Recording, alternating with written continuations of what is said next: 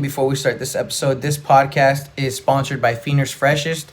All your vintage needs, from hats to beanies to pullovers to windbreakers, vintage shirts to sneakers, as well as refurbishing if you got any old shoes or you got any old hats. He also provides those services as well. Feener's Freshest. Check him out and enjoy the episode. What's up? I'm not just worried about the podcast. So I'm gonna just throw that on and we just start like normal. And we're live. Welcome to another episode of Daniel's Best Podcast. I'm your host, Rob Vega, a.k.a. Robbery, a.k.a. Dad. Before we continue, can you please like, subscribe, comment, share with your friends? We'd really appreciate it. Back to the show. We got a first-timer in here. Yeah. Welcome, Jimmy, the homie. What's up? Jimi Hendrix, Jimi. Hey, you know, all the aliases. Yes, sir. Yes, sir. Young Jim out here. It's been a while, motherfucker. Yeah, bro. Super stoked to be on here. Glad to see you doing your stuff, bro. I'm like super stoked on this. Hell yeah. Thanks, bro. So, I mean, me and Jimmy go way back. We went to high school together. And we wasn't even fucking with each other back then. Yeah, we did, and we had Mr. Tansy together. Yeah, and I was I was a sophomore, I believe. Yeah, and you yeah, were like a senior. Yeah. And you already looked like you were prisoned up in high school. And I know you was small and shit, but you was like yoked out for young kids. For high school, you was yoked. Yeah, and I actually got a story about that once we get into a lot of other stuff. All right.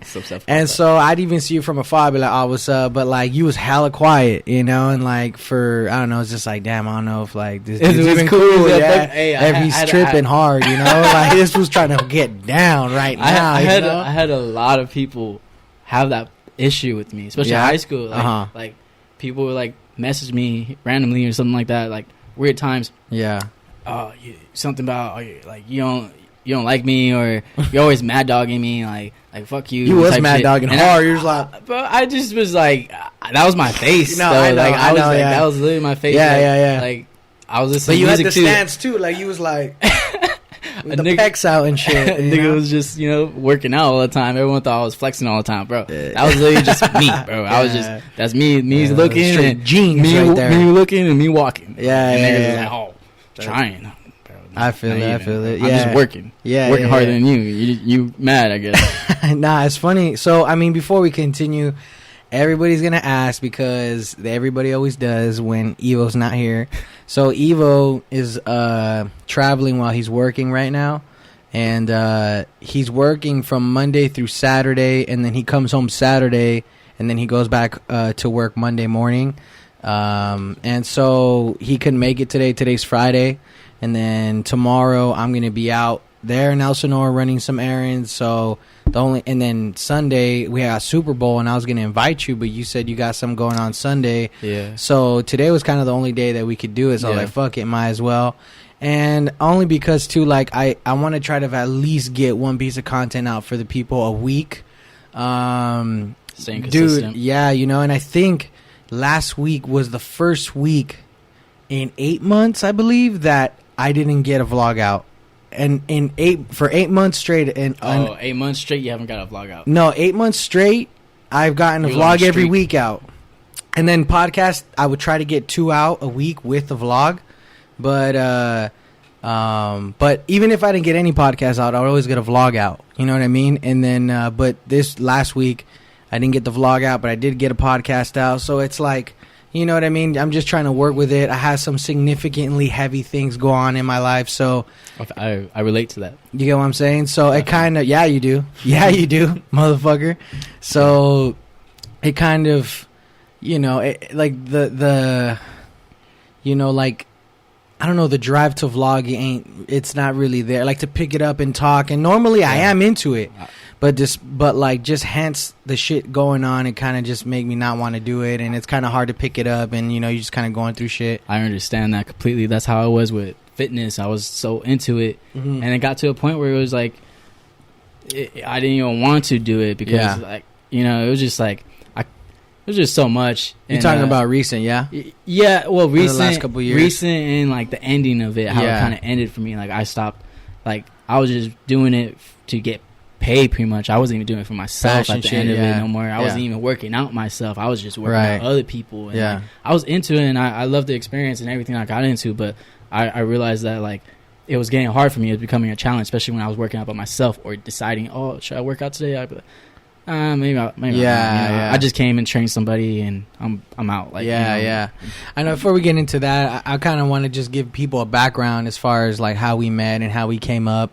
And so around 19 or 20, I bought my first house in Hemet, and then I started going to the gym out there. I ran into you in Hemet, and I was all like, you know, because it's like a recognizable face in somewhere I never been. Yeah, same. So I was just like, yo, what's up, G? Like, and then when you're in Hemet, you better like not be rolling around by yourself and shit. Oh, for sure. Hemet, H-Town, San Jacinto, y'all know that, you know. Yeah. You know, but I feel like a lot of my followers know what's up. You know what I mean? Oh, they know sure. those If they're in the songs, IE, they know about Hemet, bro. Yeah. Hemet's a known town. So I was like, oh, what's up, Jimmy? Like, what the fuck you doing out here, bro? You know, and like, it's just weird how it brought us to that point in time, you know, and then we just started hitting the gym all the time. Yeah. I even had some early ass vlogs with you in there, dude. I don't even think you remember. No. I have some vlogs that I posted of us together. Oh, really? Yes. Like recently? No.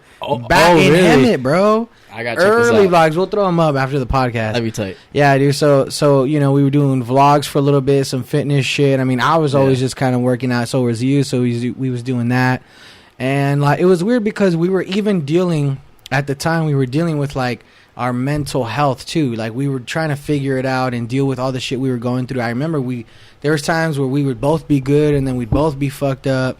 You know what I mean? Like we spent a lot of time together out there, and it was kind of a trip, and it was like this pact that we had, you know, and we were trying to make it work. We were trying to push through, and you know, just shit happens, and like we kind of go our own way for a little bit, you know. Yeah, I think we just linked up off of just like passion, really. Like you saw me.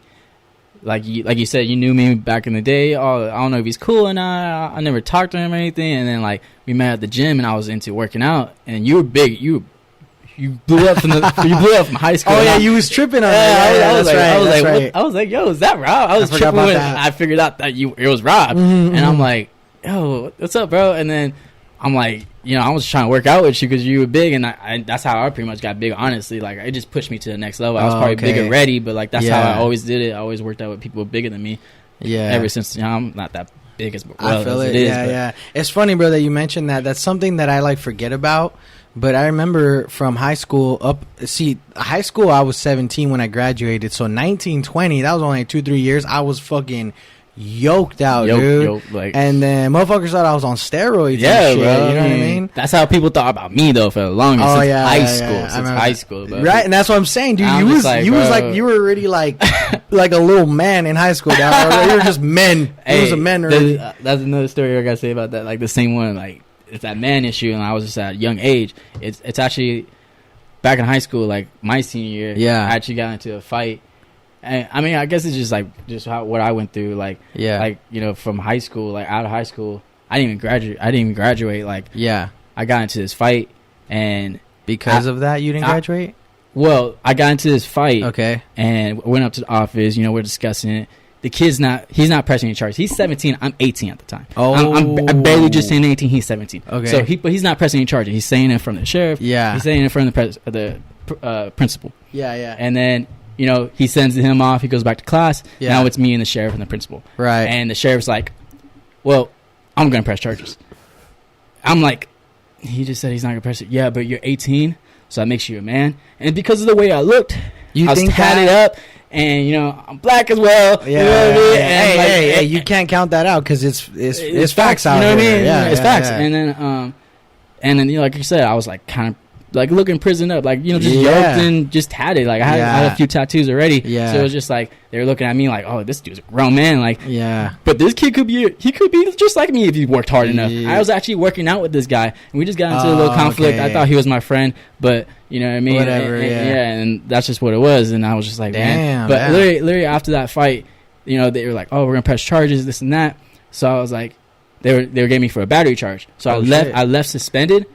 Never even came back. You're like, fuck it. I was like, fuck it, bro. Yeah. Really. But that was my problem back in the day. I had an impulsive personality. I would make impulsive decisions where now like I'm being more mindful. Yeah. And like thinking about, like, it's weird because no matter what happens with you, Like, you always just figure it out, or you always, like, keep it pushing, or, like, you fall, you get back up. Like, you got the tools. Like, you know what you're doing, you know? It takes time. Like, I've had downfalls. Like, Yeah. I have huge downfalls. Like, I always find myself going up, and then I get back down. Yeah. And it's just a lot by my impulsive decisions I was making. When I'm talking about impulsive, I was trying to be spontaneous. I got to a point where in my life, you know, with the relationship, and I was just like, man, I want to be, you know, spontaneous more, you know, now that, you know, I'm out of this relationship and things like that. I just want to be spontaneous. You're talking about a more recent relationship? No, yeah, way back, like high school. Like, I see what you're this saying. Is like the beginning of everything. Yeah. So where like like I'm not making those impulsive decisions now. Yeah. But how I was before. Yeah. So where like I was trying to be spontaneous, but there's a difference between spontaneous and impulsive. Oh, right. And I was confused at the time. I was just like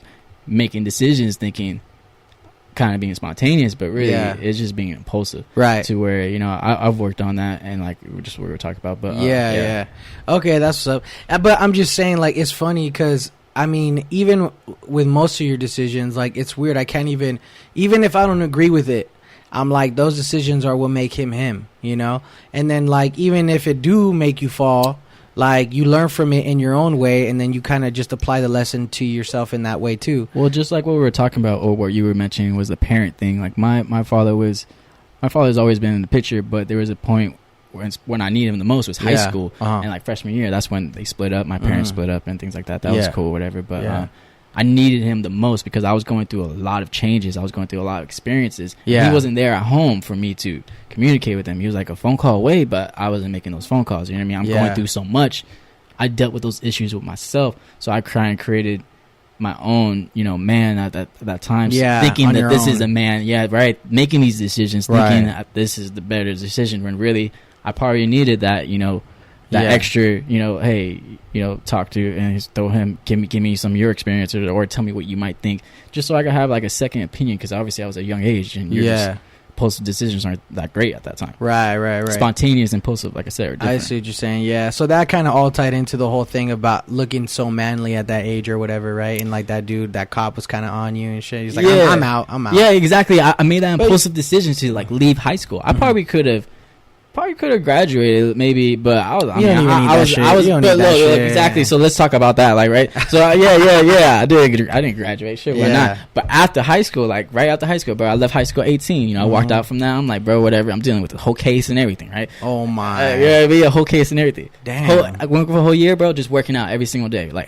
18 to 19. 19 is when I got my first job. Yeah, first job at Planet Fitness, a gym. Uh-huh. That was my dream job. Like, bro, I left high school thinking I couldn't get a job. You know, I got a diploma. What am I gonna do? I sucked at school. Right. I'm not that smart.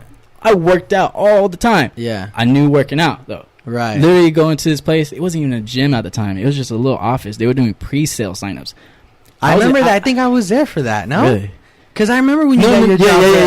Yeah. Wasn't that in Hemet too? Yeah, that was in Hemet. That's when we first linked up. So I moved to Hemet right after high school. So I left high school 2014. I was 18. I remember that, bro. And then that's when I got into Hemet, and I was there for a year. So I met you in like 2015, 16. I don't even remember the years, dog. Right. Well, that's how it makes sense to me. And then, like I said, Planet Fitness wasn't even open at the time. It was a pre-sale job, and I was stoked on getting it. Like, oh, dude, I got a gym job. Yeah. But it was just it was stuff that I wasn't even trying to do. Like, I'm selling gym memberships. It wasn't hard. I could do it. It was pre-sale, so it was like just like a little. We were selling off pictures, bro. Yeah. It was crazy. Literally showing them pictures. Hey, this is what the gym's gonna look like.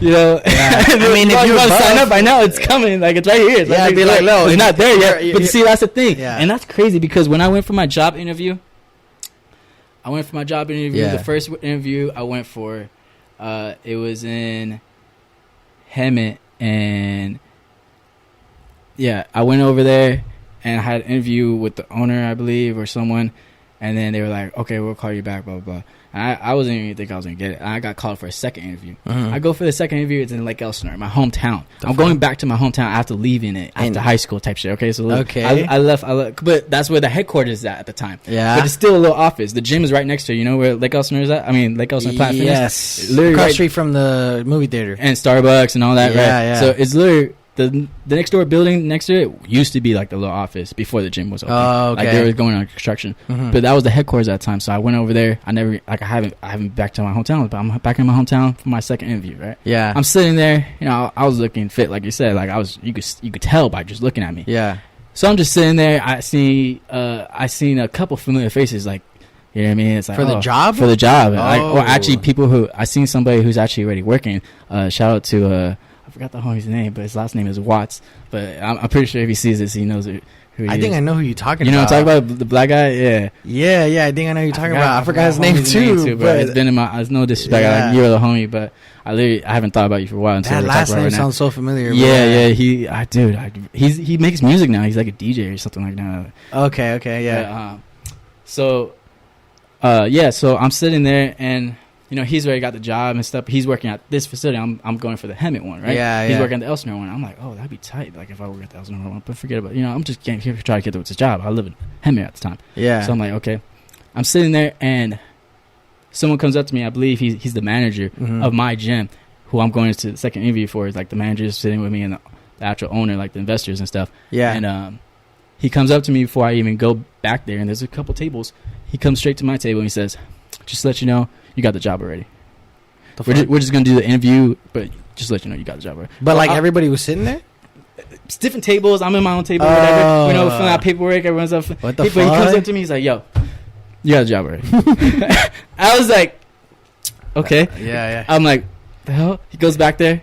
I get called. I go back there. Yeah. You know, we have this whole interview. Like, if this fool didn't even just talk to me right there, like, bro, am I getting the job? Should I just leave now? Do I have to ask you these questions, or do I not have to lie right now? Yeah. You know what I mean? I don't got a diploma. I lied to him about that. Right. I mean, they didn't care. I'm pretty sure, because like you said, but you know, I left, and I mean, I left being hired. Like, he was, the owner was like, "Oh yeah, you're hired." And he's the manager's right next to him. Yeah. And he's like, "Oh yeah, this is gonna be a manager, this and that, whatever." So when I started my first day, and I see my manager, I was like, "Yo, like, what was that? Like, why did you just come over?" He was like, "Bro, like, you know, like, he hired me because of the way I looked." Oh, you know what I mean? I was super fit. That's it. And like, dude, he's like, "Oh, dude, I want him. I want him working for me," you know? But it wasn't what I expected when I got into Planet Fitness and working for them. It was a cool experience, and I'm grateful for it. It's a good entry level job. Yeah, good. And like I said, entry level anything, because I didn't even think I would get one. Yeah. I wouldn't even think. You know what I mean? I left high school with no diploma and stuff. No hopes. Like, all I did was work out. Yeah. Now I'm working inside the gym. I was thinking, dude, that'd be a sick ass job if I could work inside the gym, bro. Yeah. Sick job. And I get it. And once the gym finally opened up, like, because it was for a while, we are just selling memberships, and I'm just looking at this gym, and I'm like, damn, man, I really just want to be inside of there, just working inside of there. I'm not here. I didn't sign up for this job or try to get this job so I can sell memberships out of this office right now. I see what you're off saying. Some pictures, bro. I want to be inside the gym. Finally opens up. Best time of, like, my years. Yeah. Best job I had. First job I ever had. Yeah. Dude, just at the gym early mornings, and I get off at 2, and I'll go work out a couple hours later at LA Fitness, and then just go back to that. I was at different gyms all the time, like, you know what I mean? Like, it was great. And then I worked there for a couple years. I worked at the Hemet one when it first opened up for like a year, and then I transferred over to Elsinore. And once I went to Elsinore, that was a dope experience as well, because it's like, dude, I'm in my hometown, and you see everybody up in there. Bro, like, yo, they haven't seen me in a long time. Peep the fucking and now they're seeing uniform. Me, and now they're seeing me, and they're like, yo, like, I see you. Like, they have us in uniform. Yeah, that purple. I was looking good in that purple. Yeah, there, I know. You're like, hey, peep it. Jimi Hendrix, Purple Haze. You feel me? Hey, that's number one. Hey, but bro, like, that job was great, but like, it was. I felt I probably could have, like, I kind of wish, like, again, I made an impulsive decision. Yeah, I was so caught up in just getting this gym job, right? I just want to be in the gym. Finally, I get there. Now my aspirations and stuff are growing. I want to be the trainer here. Yeah, I shouldn't be the front desk. I'm selling memberships and cleaning the gym. That's cool. I'm learning the whole entire gym. I know how to kind of run a gym and look out for a gym. Yeah, but that's not what I really want to be. I want to be the trainer. So I'm like, before the even gym opened up, so this is not crazy. When I was working in the office and before that gym opened up, I'm like, oh, you guys have a trainer? No, not yet. Once the gym opens up, we're gonna hire a trainer. Yeah. Can I apply for that? Like, yeah. I want to be the trainer. For sure, I want to be a trainer. Right. Oh yeah, blah blah blah. Yeah, maybe. Yeah. Okay. You're doing my job, fucking, killing it, selling memberships, whatever. Yeah. Gym opens up. yo, you guys, what's up with the trainer? Can I become a trainer? Oh, we already got a trainer. Oh, really? Some girl, bro. I think you know her soul. Yeah. I forgot. Okay, so right, and I meet her, and I'm like, you know, she looks great. Yeah. But she has never trained in her life. She never trained anybody. I'm not talking shit. I mean, yeah, but, I get it. Yeah. And I'm just like, I was low key kind of like annoyed. Annoyed. I'm like, yo, bro, like, and I got even more annoyed as I worked there even longer. And this is where I made that impulsive decision. This is what led up to it, because I was working there. You know, I'm doing my job. I'm great. I probably could have become a manager at the Murrieta one. This is what we didn't do that. But that wasn't my goal. That wasn't what I was trying to do. That wasn't what my mind was focused on. I was trying to be the trainer. Yeah. And when I talked to her, and I was talking to her like, yo, how did you get this job, and what did you go through? I just asked someone. I just applied, and you know, blah blah, and they certified me. So you didn't get certified yourself. You weren't even certified. They certified you. Yeah. That's insane. I'm like, okay, cool. So if I do get through Planet Fitness, they'll certify me, right? Okay. I'm waiting. I've been working at this gym, like I said, for a year. I see the owner all the time. He comes in and out. I'm talking to him. You know, he's talking back to me. He likes me. He enjoys me. Yeah. I'm working at this gym, bro. Half the people there, I'm working at the front desk. I gotta say what's up to them. I gotta greet you as you come to the gym, make you feel welcome. There's certain people who will click just off of like, hey, what's up? What are you hitting today? Oh, blah, blah, blah, blah. We'll start talking up, chopping it up. Some will even come to me, hey, I'm working on this and that. What would be another, you know what I mean, this and that. Oh, come here, 2 to 5 minutes. Draw them up something. You know, go run with this. If you have any questions, just come back up here, ask me. Yeah. And I'll help you out. Yeah. Or even go over it if I can't, you know, go out on the field kind of right now. I say field, that's where the gym is. Yeah. We're front desk, we stay normally up at that front. But, you know, we go around while we're cleaning, or if it's not busy, you can kind of roam and stuff like that. Yeah. But for the main part, we're there for the front. Just manning the whole system, you know? Right. And then to the point where, like, dude, there's people that are like, they were coming into the gym the first time. Oh, you guys have a trainer? Yeah. Are you the trainer? No. Oh, you should be the trainer. I got that bro, there's people literally coming up to me and, like, asking me and they see her and they know that she's a trainer. Yeah. She's running these classes, bro. She had a schedule. Like, they give you a schedule. Planet Fitness has schedules, and like just these classes weren't even filled most of the time. Where people wouldn't even show up. I was just thinking to myself, I was like, bro, I'll have these classes full. Yeah. Like, if no one even showed up, I would grab somebody. Right. I have a schedule. It's arms right now. Who's out there right now doing arms? Just let me go. Hey, trying to hit some arms right now, bro. I got you. Do it with him. Yeah. Now I'm working on the job. But, you know, that like, I was just like, bro, I was just like peeping game. And this is like how I was at the time before I was even a trainer. Yeah. And I was just like, dude, I just want to be a trainer, bro. Like, fuck this, you know, front desk shit, bro. Like, I just want to be a trainer. And it got to a point where once I left Hemet because of relocating, I had to move. Yeah. I went to Elsinore. And I was at the Elsinore one, and I was just doing good again. Just trying to still make my name to the owner. And he'll come to that same one. He'll go to that one because he's the owner. Yeah. For multiple locations. And they're talking about the Murrieta one, the brand new one that's going to come. It's the bigger one. And I'm like, yo, I want to be the trainer for that one. He tells me, all right, Jimmy, you've been doing really good. You know, I hear great things about you. You know, even though after you relocated, you're still doing great here. Yeah. Murrieta is yours. I got you. Okay. So I'm like, okay, for sure. I'm working at Elsinore waiting for Murrieta. Yeah. It's taking a while, though. Construction, you know. Yeah. And, you know, they were going to certify me, but I'm like, yeah, I can't wait. So I got certified myself. Yeah. I went and actually got certified myself. Yeah. Took a whole class, passed it. Now I'm a certified trainer. I got a whole certification and everything. Yeah. Right? I feel good about myself. I'm still working at Planet Fitness. I sent it to the gym. Yeah. That's where I had it sent to.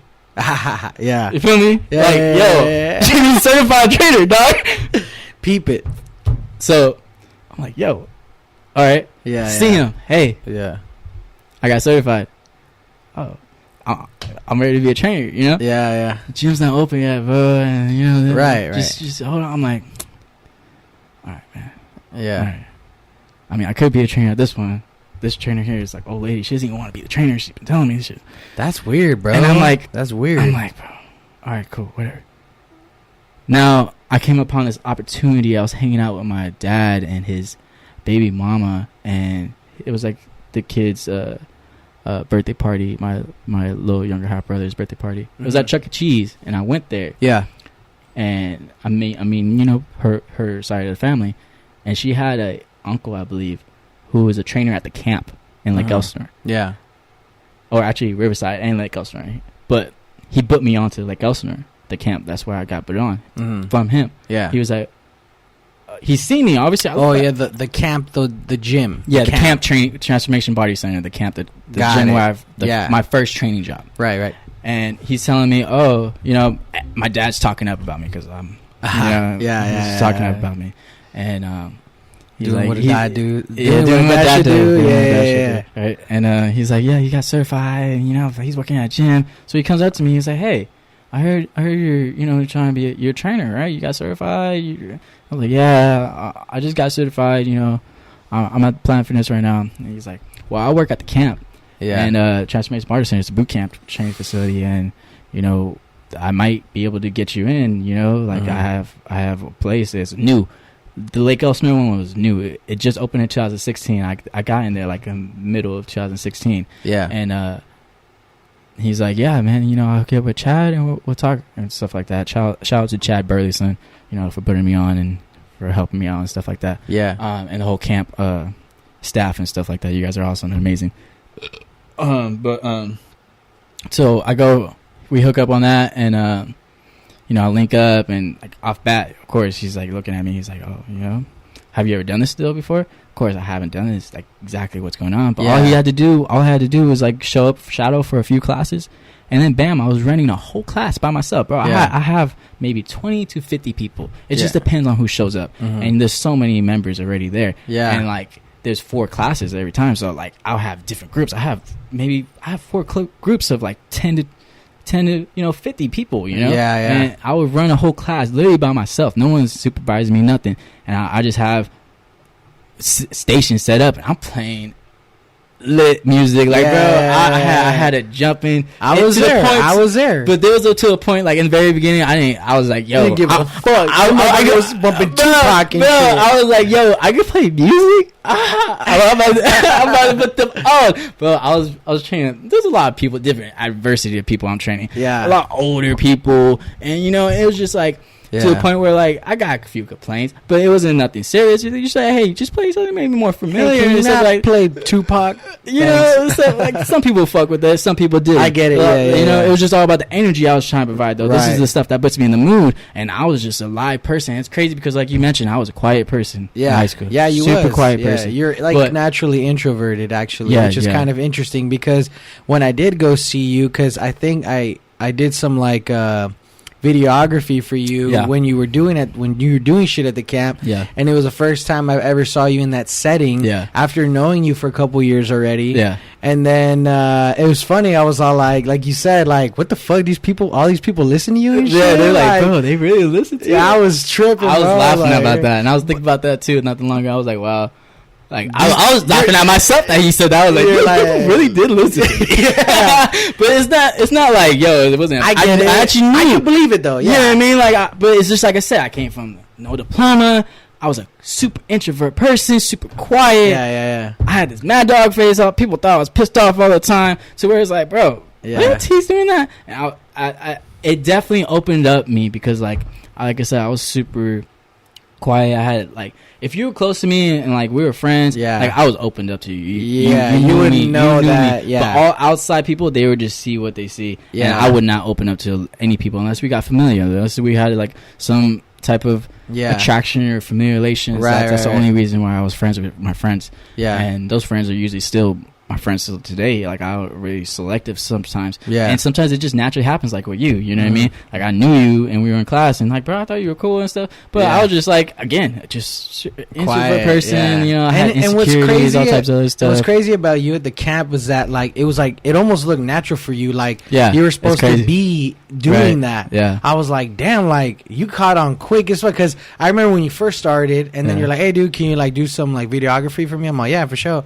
And then it was only like, it only seemed like maybe a month after you started. Yeah. And then we were there, and in there, I'm like, oh shit, that motherfucker, like everybody listening, like, hey, hurry up, everybody get in the fucking circle, everybody get in the circle and shit. I'm like, oh shit, what the fuck going on? I'm about to jump in on this motherfucker. I'm about to start working out too. So another thing, what led me into working out and what led me to like just wanting to, it was crazy because I was working out at high school and I was ditching a lot of classes, bro. I would go and work out with Penn Warden. Penn Warden, I would literally ditch class. I hope this doesn't get Penn Warden in trouble, but whatever. Literally, bro, I would ditch classes and just go to work out. Go to the weight room, and Penn Warden would be like, "You trying to work out?" Yeah, bro. Hell yeah. He'll just let me work out. He'll even hit it with me. We'll even work out. I'll ditch classes. Work out with Penn, bro. And that's what's gangster to me. I was like, yo, that's hard. He was hooking me up with protein after too. Like, yo, it was. That's hard. Me and Penn Loki had a cool relationship. He was a cool teacher, and I kind of wish I talked to him a little bit more because he probably could have helped me out. Maybe guided me a lot because, like I said, I was making a lot of impulsive decisions at the time. Yeah. And if we linked up, it was obviously because of attraction. I had a lot of attractions in different ways, but I couldn't maximize a lot of things because of my impulsive decisions and my guidance and stuff. I would do a lot of things by myself. Right. That this is the way I thought. Yeah. But literally, he was like, we were working all the time, and then who was it? That's a trip, bro. Who was it? The other wrestling coach. Oh, Kerber. He was like, that was my geometry teacher. That motherfucker was a hard ass from hell, bro. I never had him for anything besides when I wrestled. I wrestled for a little bit, but I didn't make the team. My problem was I never make the team because of my grades. And that's another thing I had a problem with high school. Like, I just wouldn't make grades. Let me hit a side note with Kerber real quick. So, Kerber was my geometry teacher, and listen, I knew everything about geometry, and I still would get C's on my test. I don't know how. Shit. And hey, listen, bro, Michael Riley will vouch for me. He would be teaching a lecture. Hey, shout out to Michael Riley. Shout out Michael Riley. But, dude, he'd be teaching a lecture every day. And he would ask the class a question, and I would be the only one to answer it every time, bro. And I don't know why I would get a C on the test. Like, I just think he was rigging the shit. You know what I'm saying? He's like, fuck Rob. He knows all this shit. I knew everything, bro. And then another side note from that was the thing that I wanted to say was, like, I remember he held me after class one time just to tell me, like, hey, man, I like the way you dress. You dress really nice, and you don't sag your pants. And I just want to say that I think you look good. I was like, oh shit, you did, bro. You were fresh. That's why I was like, yo, Rob's like, I was fucking with Rob. Like, I was in my own little thing, but I was like, yo, if I was friends with Rob, like, we'd be cool friends because nigga's fresh. And he was out here buffed out and shit. You know? But anyway, and you were saying that you used to work out with Kerber and shit. No, actually, I was working out, and I was working out after ditching class type of shit. Yeah. And the wrestling team was in there, and Kerber's right there, and he's like. He's talking about CrossFit, and I'm like, that shit whack. But he's like talking to me, but he was like, you should probably be a trainer. And I was like, that was the first time I ever heard that. And I was like, I didn't really think much of it. I was like, yeah. Cool. Just to get back to my workout. Yeah. I don't know what you're talking about, old man. yeah. But really, he was trying to, you know what I mean? Again, I was close. Especially Kerber, bro. Kerber don't fuck with nobody, it seemed like, unless he kind of likes you a little bit or he sees something in you. Yeah, exactly. And that's the thing. I was just closed-minded and just like, I was like introvert to the point where like, you're just like, whatever. Being approachable. I guess I wasn't approachable because of the way I looked and stuff like that. Yeah. But when you did approach me, like, just depending on what the situation was, I might allow you in, and I might just like, or just cut you off. Like I don't think you meant to approach me. You know what I mean? Like, let me go this way to where that's not the right way to live. And then so he brought that up to me, and I was like, get back to my workout. And then that the relationship I had with Penn Warden and Coach Reese. Because I was working out with Coach Reese as well, and I actually started working out. I actually was working for his company for a while. I remember that, yeah. I linked up with him after I became a trainer. Shout out to Coach Reese at Rise and Fly all the way. You know what I mean? Wasn't he pro for a little bit? Yeah. He actually went pro football. And who did he play for? I think it was the Chiefs. No, it was like a. I thought it was the Chiefs. It was a team like that. I can't really put the. But name it was pro. But he was pro. He actually played overseas ball. You know, he was a track superstar. He. Athlete, crazy athlete.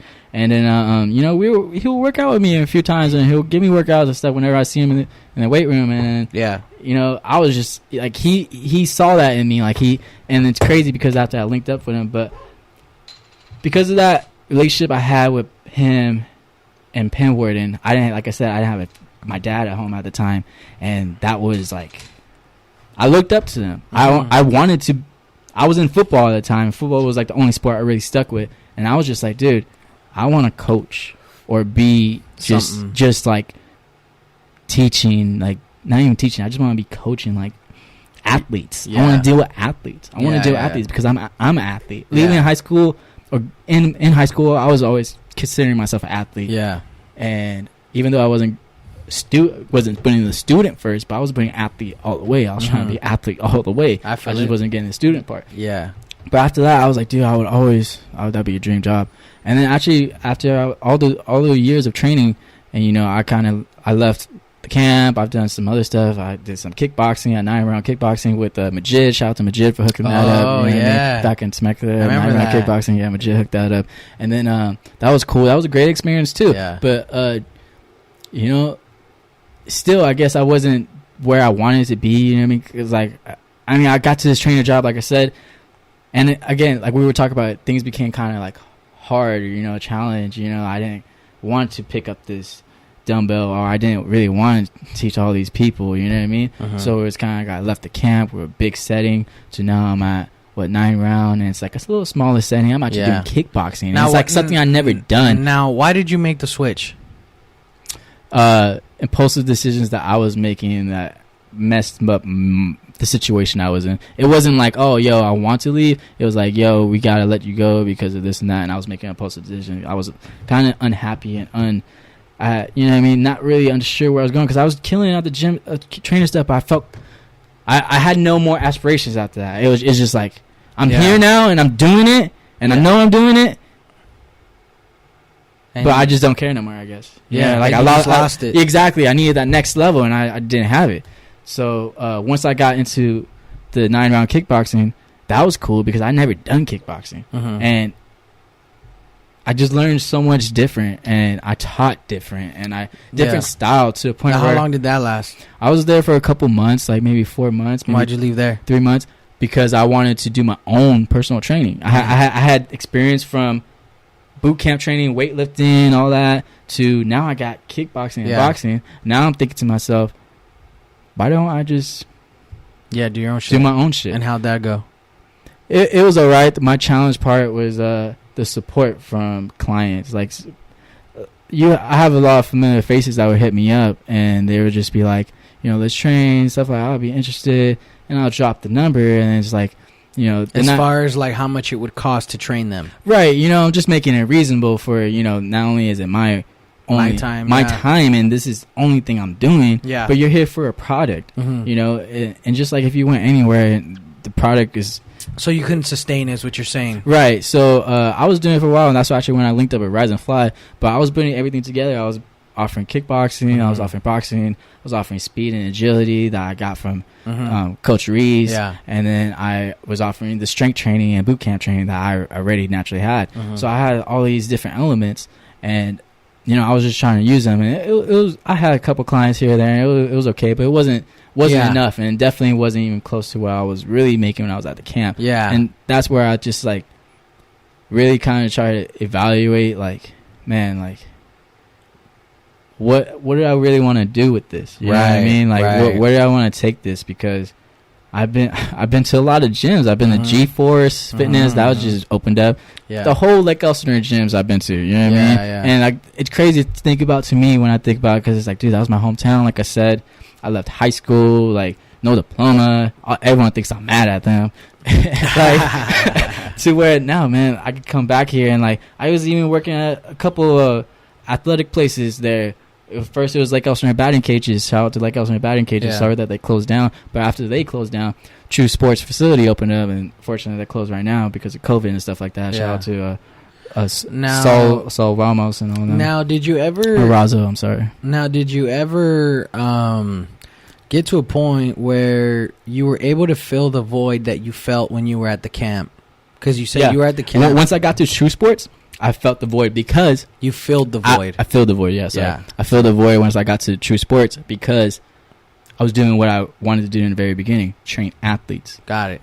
Now I'm training baseball players. I didn't even know you were doing all that. Yeah. I had baseball squads. I had different ages. You know, Oh, that's 18U, 17U, 16U, little kids, even 6U. That's when I started at Lake Elsinore batting cages. But when I went to True Sports, it was a better facility. Not only that, they had pros there. Yeah. They had a couple ex-pros from the actual league. One of them played for the Dodgers. He was an investor. He was actually one of the bosses. Damn. Played for Dodgers. Last name is Fiend. Don't remember his first name right now, but if you look him up, he played Dodgers with like 2012, and he hasn't even. It was cool to even meet him, and then like I was never a baseball guy. Yeah. I was never a baseball guy. I was always football or basketball. Baseball was always too slow to me. I had friends that played baseball. Shout out to Jacob Razor and Jacob Chance. Those are like my best friends in high school. Those are the first people I met out in Elsinore when I was skateboarding and stuff. But they played baseball, and I would go to the games. I'd just be bored, and I was just like, and for the practices, I'd be bored, and I just never like. I probably could have played with them and joined the team. So where to go after that? After that gym? After that, well, like I said, I got into that sports stuff. I even linked up with Temesco through them and started training the girls soccer team, the boys soccer team. Nice. I even got into coaching the freshman football team. I didn't know none of this shit, honestly. That's crazy. That's crazy. Well, I was posting all of it, so I mean, okay. I was always posting like stuff that I was doing for the most part. That's what's up. But okay. Yeah. That's tight. It just be I didn't do the whole season with the football team. Like I was in there and I kind of got out. And what happened after all that? After all that, I kind of just like after True Sports, I kind of just fell off and like again, I wasn't filling that void. Even though I'm coaching now and I'm training athletes, I'm tough. But again, I felt what's next? I didn't have that next part. I was just like, okay. And that's what I was gonna say. So you didn't fill the void. I felt that moment. Yeah, and then you still kept doing more things, and then it fell off again. Yeah. And then now answer me this question. Let's say you were a renowned trainer in Lake Elsinore. You were the number one trainer in the IE, and then let's say they had you training pros and shit, and you're making millions of dollars training pros. Do you think that you would have got to that point again, where falling off? Yeah, no, because what I realize now is like I was always basing my feelings and everything, how I felt, all stuff like that, off of like kind of other people, and I felt like I wasn't getting recognized. Like you know, a lot of people would see me. I was, you know what I mean? Yeah, you were everywhere. But to the point where it's like, I feel like a lot of people don't take me serious. A lot of people really don't. Who's that? I don't exactly. You know what I mean? It's like, really, who is that? But I don't know. That's what I had in my head though. Like I don't know. I guess these insecurities I had already with myself. That would make you fall off. I would just go in impulsive decisions. That's what impulsive decisions would make you don't fall think off. With all that money, making all this money, and you're rich as fuck, no, that because would make even more impulsive decisions? I was missing. I felt like I was missing out on a lot of stuff because, like I said, I left high school and the first thing I got into was working out. That's what I've been doing for a long time. For high school, for 5 years or 4 years, 3 years, you know. And I'm like, dude, I haven't been to my prom. I haven't been to no concerts, parties, stuff like that. To where I finally started hanging out with my friends again, like Elsinore. I was hanging out too long. I was doing too much with them. It was messing up me. So you had an issue with balance. Yeah, I had an issue with balance. One thing I want to emphasize right now, because I've said it in another podcast, but not everybody watches every episode, is the fact that when I was growing up, I wish someone would have told me that balancing all the things in your life, like social life, your love life, your family, your career, your social life, is a skill, is a literal skill, and you have to get good at it. And it took me like 6 years to like narrow it down. When I take time off, it's a switch. I could kick it. I could kick it for real. I could kick it hard. I could chill. And then when it's time to work, we work. Right. But it took me a while. And now it's kind of sound like maybe that's a little bit what happened to you at the time, where you're like, now you're chilling too much, and then now you're working too much. Yeah. I definitely had a trouble with balance, even especially when I got into relationships. I would lose out. I'll just be so invested in this love relationship. You'd make them the first priority. Right, and I'm distancing myself from family. I'm distancing myself from my own hobbies and things like that, to where like the last relationship I was in, I really lost myself. You know what I mean? Like I experienced a lot of different things, but I really lost myself to the point where now it's like I'm finding myself again. And I'm just like trying to rebuild on it, and now trying to just like be happy with being alone and being myself. Like, if this is where it is and this is how I am, then so be it. But I can improve myself. You know what I mean? This is for sure. You know, just like, I mean, you've done it every time. But the thing is like the so like you said, I mean, after all of that, you fell off. And where did you go? You said you were kicking it with your homies for too long, and you started falling off. I started falling off. I lost, like, my job, stuff like that. Just doing too much, man. But but go back to my question, though. I believe that you would be in the same headspace if you were training professional athletes, in my opinion. You say no, but I know you enough to know that I think that you would be in the same spot. Possibly, but because you were getting all the recognition you needed. You were actually making a living off of it now. Yeah, and it's right. like and you were yoked out. You were probably in the best shape of your life at the time. And I had no guidance. Still, I had no guidance. I was making impulsive decisions. And that's what my whole problem was. But see, listen, the impulsive decisions have a lot to do, I feel, based off your emotion. Right. You feel like shit, so I'm going to go do this. Right. I'm going to go do that. And I remember, like, I'd even be like, yo, like, you kind of tripping right now. And you're like, yeah, a little bit, this and that, I don't know. And I'm like, how? You was on the right track this whole time. Yeah. And the thing about it is, because, like, the right track, it don't matter what it looked like. Right. The right track is the right track, whether you're making millions or you're not. Yeah. The right track is the right track. And the thing about it is, it takes more than being on the right track to keep your headspace on the right track, if that makes sense. To keep your headspace healthy. Yeah. It takes more than money and status, in my opinion. Definitely does, but because I guess it was just things that I was going through as I was growing up, like different situations that had happened to me, to where, like, yeah, I'm doing everything, but I was so invested. Again, I had trouble with balance. I was so invested into my work and working out, I wasn't even communicating with my family. You know what I mean? I stopped communicating with my friends. That's why when I started hanging out with my friends, I wanted to hang out with my friends more because I had trouble with balance. You know what I mean? Yeah. And the thing about it, what's interesting about that is, like, it's funny because I remember I would feel the same way as you, where, like, damn, I'm doing so much, and then I would almost have a resent to my work because I feel so bad, and I'm gonna make time for my friends, and then now I'm making too much time for my friends because I don't want to go back to work because it feels like shit when I go back to work. And what's crazy is, like, when you're in that weird balance stage where you don't know how to balance it, it can actually get pretty destructive. Yeah. Because there's a lot of resent. There's a lot of, like, is this even what I want to do? And then, like, you have no one to talk to on top of that in your case. Yeah. So, I can kind of see how that can happen. You know what I mean? But you don't think there's, like, okay, all right. So then you got in a relationship, right? Is that kind of like after all that? Yeah. So because I was going through a lot. And like I said, I was making a lot of impulsive decisions, even with certain relationships. Yeah. And there was just this one relationship that kind of just, like, I made an impulsive decision on. Yeah. And I got to a point in my life where, like, dude, I had no idea what's going on. Yeah. I don't have this drive no more. Yeah. I really don't. After that specific impulsive decision with that woman. After my impulsive decisions with my friends and losing everything and stuff like that, yeah. I was feeling really down. So I knew, like, there was a situation with somebody, so I reached out.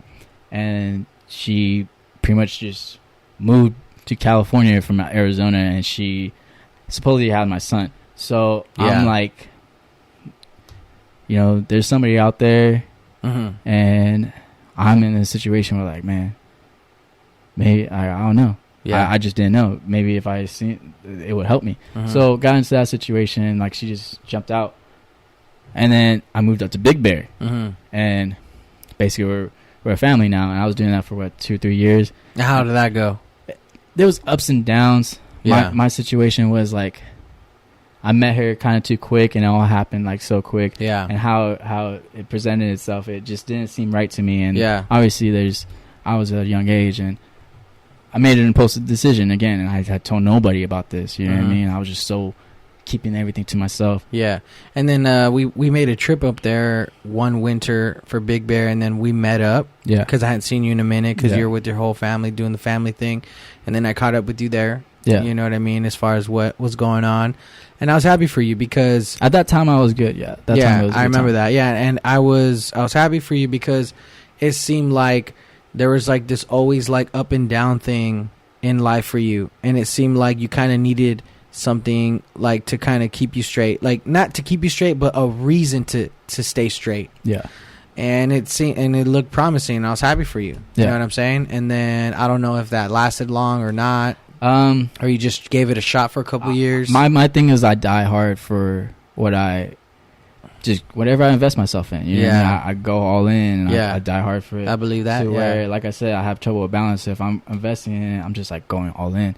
And with her, it was just like I knew I made an impulse decision, and I knew I could never like make up for it. Yeah. You know, like for the fact that she even just jumped out and is open to just doing this whole thing with me. After that, I was just like, man, like I know this, I understand that, but I also started losing that feeling. I also started losing that sense, and just because like the way I met her, and again that presented herself to me, like I thought that of her. When you can't really judge people off the past, and you can't punish people for the past.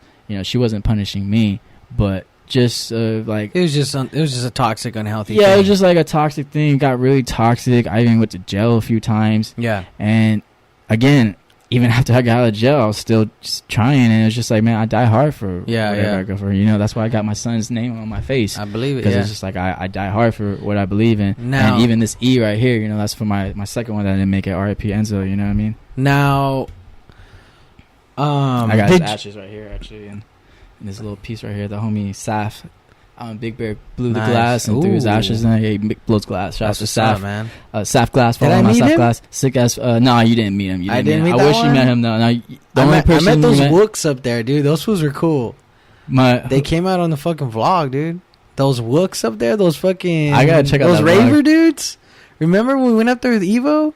Remember at Big Bear? Yeah, those two dudes. I remember you guys coming up, and I linked up with you because you had a cabin. Yeah. No. We went up there to go, dude. Yeah. Is it one of those dudes or no?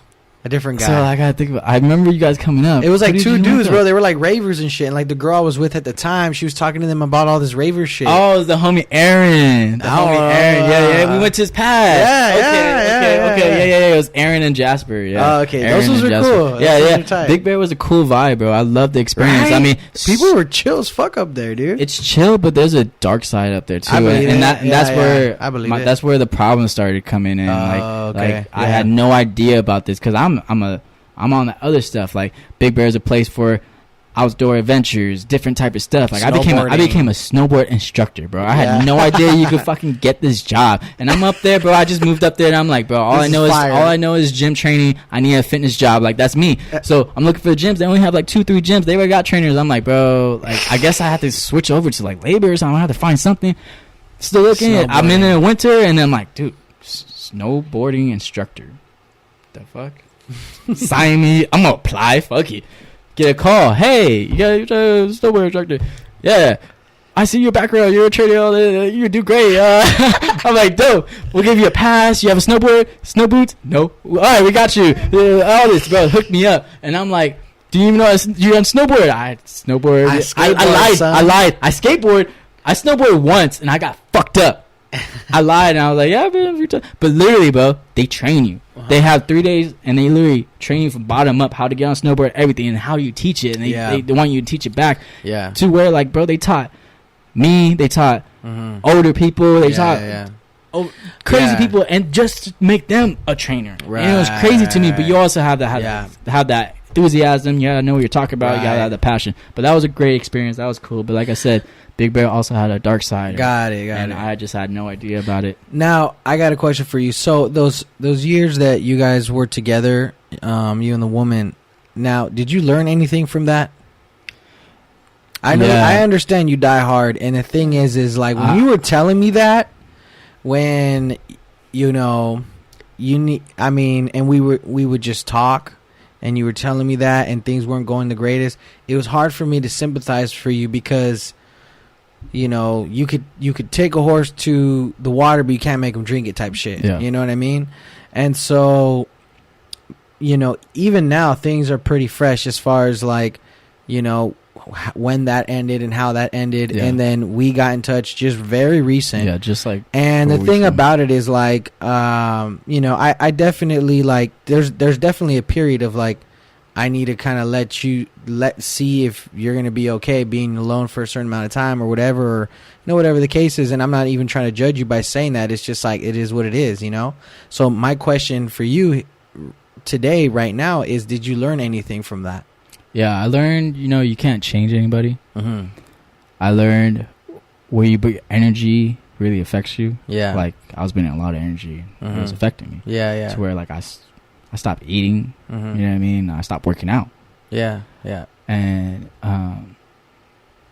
also just, I guess, be grateful for what you have in front of you, because, like, again, I distanced myself from my family. I distanced myself from my friends. And once that ended, I finally, I guess, I had to, you know, that I had to come back to my parents and my family and stuff. And, you know, they just been helping me, and they just care about me, and I feel the love. And even when I was hanging out with a couple of friends in Elsinore. Recent? Yeah, just recent. My boy Jacob Chance, J-Boy, Tyler Witt, T. Witt, shout out to them, Elsinore, Greece. Yeah.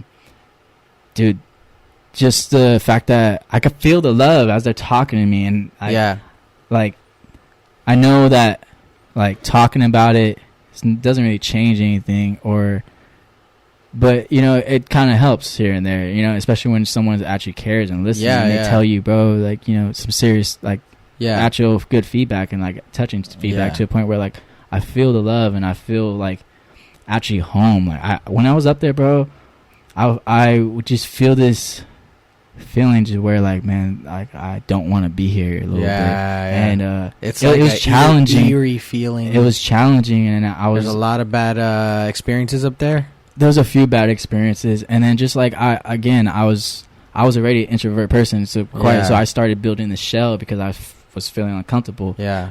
Even to where, like, I didn't even like going outside. The only time I really wanted to be outside and do stuff was, like, if it's something big bearish, like kayaking or snowboarding or, you know, hiking and stuff like that. And you know, having a family and stuff like that, it's challenging and it's hard. And I give shout outs and I respect those families that are together. And when I see my boys with their family, it hurts me because, like, man, I had that. And like I said, just be grateful for what you have at the moment. I tell my boys all the time whenever I see them, you know, Mark Anthony's, Mark Romolette's family, my boy John's family, you know, whoever's my boys' family, I let them know, like, yo, bro, you have a beautiful family, bro.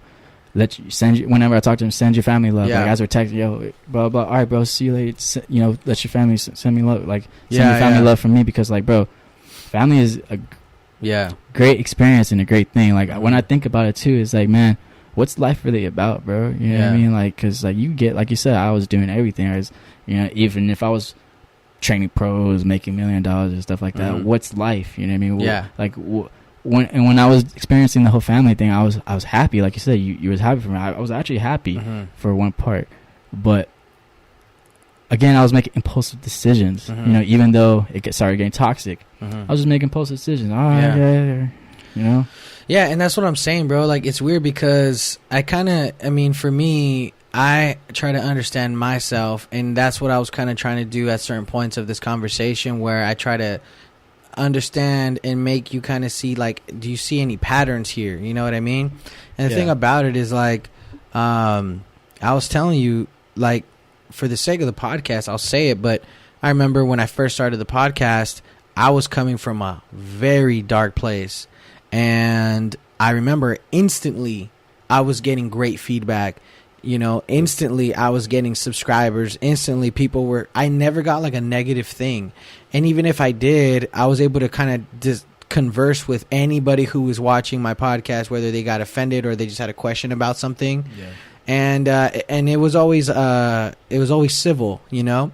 But for the most part, it was always love from the jump. It was insane. Like, I had people calling me who, like, were just acquaintances, you know, like, and they just wanted to thank me for making an episode. I was like, I literally woke up one day and I was like feeling like shit. Like I just knew today was fucked. Like, and they called me in the morning, woke me up, and I was like, hello, and they just to thank me for the episode that I made. And despite all that praise and all those great things, I started to get desensitized by it. That's kind of what. That's basically how everything I was talking about.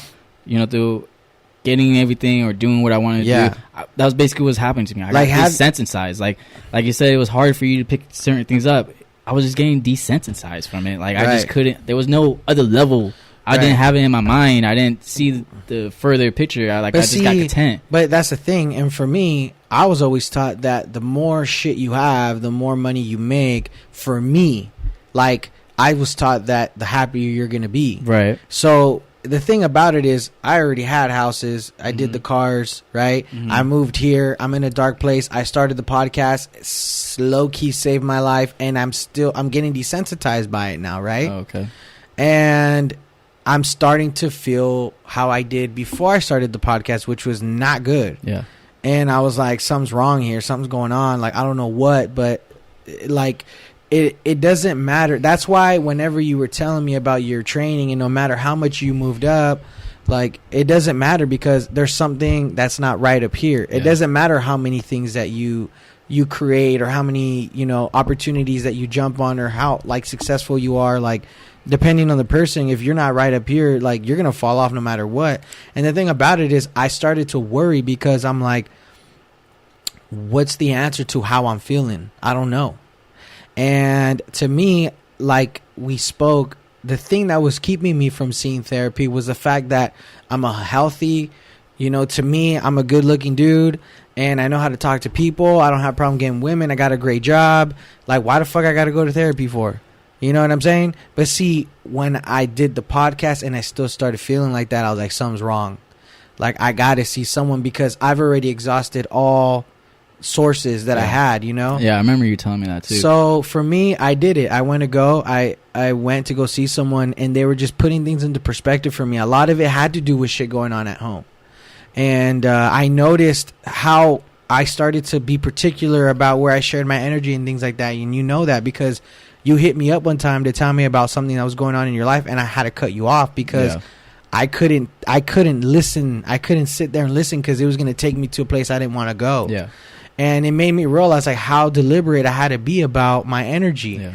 And another thing too was like, so tell me how you were feeling last week. I was feeling like it was crazy because I had a burst of like good things happening after a lot of just being in this dark place for like months. Okay. Being in this dark place for months, and finally something that happened just before last week. Well, tell me, I want to know, how long ago was it when you were in a bad place? How long ago from now? I mean, 4 or 3 weeks ago. Okay. So 2 weeks ago, you were in a good place? Yeah. 3 weeks ago, you were in a good place? No. Okay, 3 weeks ago. Okay. That's kind of where I wanted to start. How were you feeling 3 weeks ago? I was feeling like shit. Mm-hmm. I was eating, like I said. Yeah. Like, dude, I was kind of starving myself, and I realized that it was an addiction. Like, I'm not really into like hardcore drugs. Yeah, I smoke weed and stuff, but again, I needed something to make me feel just make me feel what I'm not feeling. Yeah. And my issue was I would punish myself just because of all the things I was go through. So I'm just like, man, we all have our different ways. I'm not gonna feed myself. There's there's cutting, there's eating. Right, yeah. And I'm just like, dude, like I could go without eating. Fuck it. Yeah. So I'm just going without eating. I'm just like destroying myself. I stopped caring about myself. Yeah. I haven't got a haircut in. Yeah. This is my first haircut in 2021. Yeah. I haven't got a haircut since like before October of last year. Like that was the last haircut I got, and I cut off all my hair. Like I had long hair, and I wish I still had that long hair. But as I'm now going through growing my hair again, I'm realizing that as it's looking how I want. Like I look sick. I feel like my hair looks pretty cool. Like I like it. And as it gets longer, it's going to be where I want it. And it was almost to where I wanted. It could have been even where I wanted. But as I see it grow and like I'm liking it more, I realize I am the same as well. Like I'm liking myself a little bit more. Yeah. As I'm growing, as things are happening for me. Right. As the things are corresponding. So 3 weeks ago, you were in a bad place. So how long prior to those, like, so 3 weeks ago you were in a bad place. How long did that bad place last for? Like I said, 3 weeks ago, that bad place ended. Correct. Now, how long did it go for, though, before it ended? Years? Yeah, it's been years, months. Right? Like, Right. it literally, Now, this is the first, like, the middle of the first month of this year, 2021, is Yeah. literally when things have started. Okay. Like, I started coming out. now check this the, out. the whole 2020, like, basically, Right. and all that. Right. Like, I was pretty much there. Okay, now check this out. So, Real quick.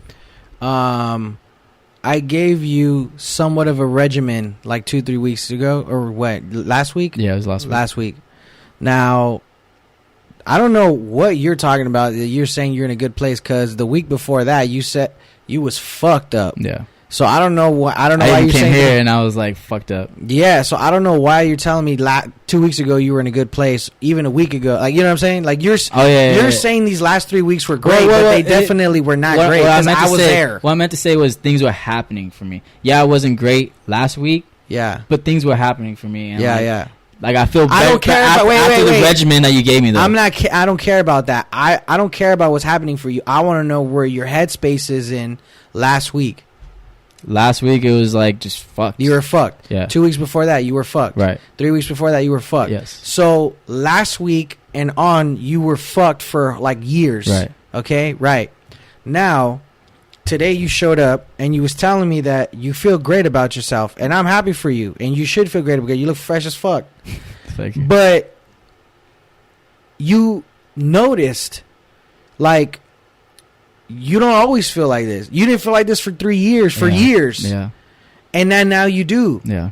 And then when you feel a certain way and then you see somebody hating on you. Yeah.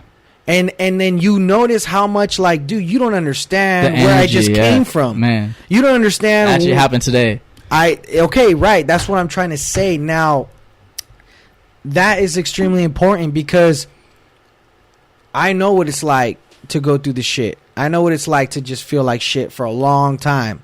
And then when I feel great, you do everything in your power to protect that. Mm-hmm. Now, I was glad that you noticed that when somebody told you, like, why are you being conceited?